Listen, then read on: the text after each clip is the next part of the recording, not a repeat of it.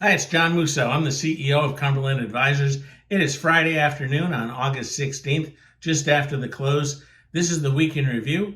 I'm covering for my colleague Matt Mackler, who's away on some well-deserved R&R, and he missed a heck of a good week.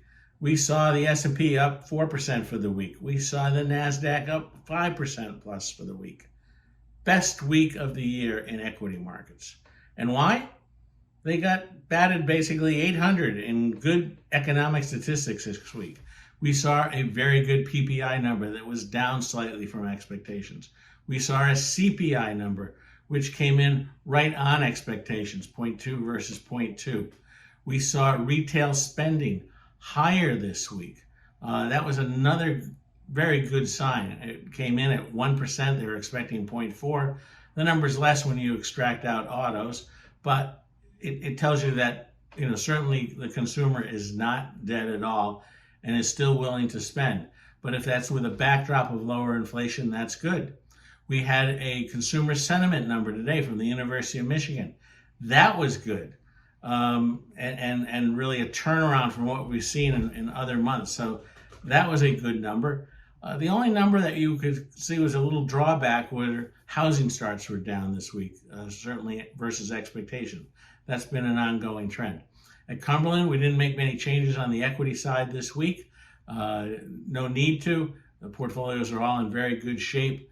We take great solace from the fact that the numbers this week were good for bonds and also good for equities. Bond yields this week down somewhat. Look at the 10-year bond at a 390. That's down 4 or 5 ticks.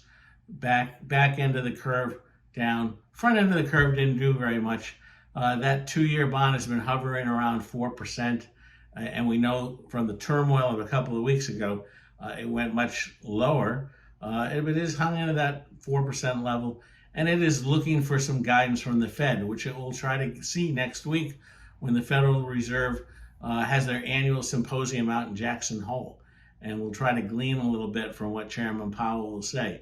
Certainly, the expectations from the turmoil in the markets a couple of weeks ago, where markets were expecting, maybe an emergency rate cut, maybe 75 basis point rate cut by the Fed, throw all that out.